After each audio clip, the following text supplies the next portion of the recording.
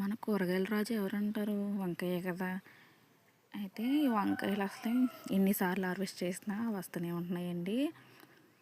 నేనైతే వీడియో పెట్టలేదు కానీ 3 టైమ్స్ హార్వెస్ట్ చేసుకున్నానండి వంకాయల్ని. ఎన్నిసార్లు కోసినా అవి వస్తూనే ఉంటాయండి.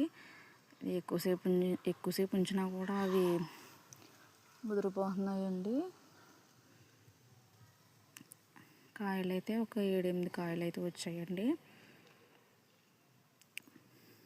మనం ఆర్గానిక్గా పండించుకుని తినొచ్చండి. ఈ వంకాయలకైతే అసలు పుచ్చులు ఉండవు, డాగు ఉండదు, ఏది ఉండదండి.